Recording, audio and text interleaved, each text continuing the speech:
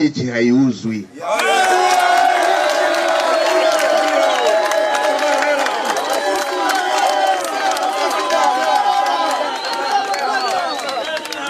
Kwa hiyo bichi haiuzwi.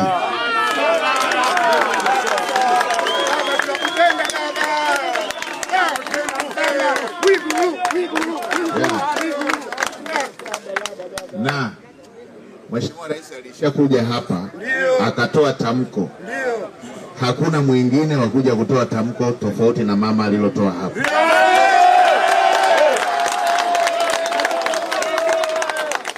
Kwa lile tamko alilotoa Mheshimiwa Rais hapa Daktari Samia Suluhu Hassan, ndio hilo sisi tunalosimamia hapa. Hapauzi,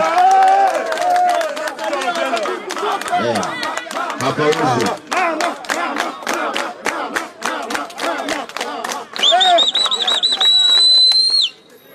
Kwa hiyo kwa kuwa hata afisa biashara amesema inawezekana ilikuwa ni tafasiri, ni masuala ya tafasiri ama ya kutokuelewana ama ya kuteleza katika mawasiliano, tuende na tamko la serikali ambalo alitoa Mheshimiwa Rais yeye mwenyewe kwamba hapa ni kwa ajili ya vijana wetu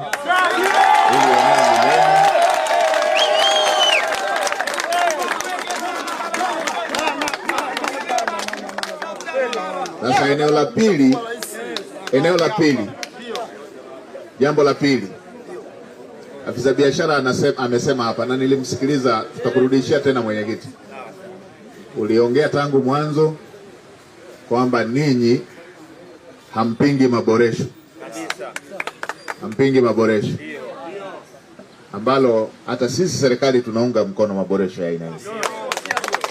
Na mimi nitawasihi tena, taendelea kuwasihi, wala msipinge maboresho, kwa sababu unapokuja ugeni mkubwa kama huo mnatakiwa muatamanishe. Ndio biashara yenyewe hiyo, ndio hivyo, mnatakiwa muatamanishe ili waje, wasione ni eneo gumu wao kufika. Mkifanya waone ni eneo gumu kufika, mtakosa wateja. Kwa hiyo la kwanza ni waondolee hofu, hapauzwi, ili muwe na uhuru huo wa kuunga mkono maboresho hayo. Eneo haliuzwi. Na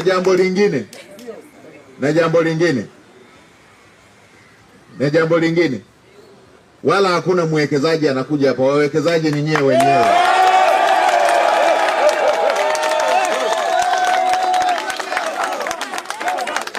Ndio, wala hakuna mwekezaji anakuja, wawekezaji ni nyewe wenyewe.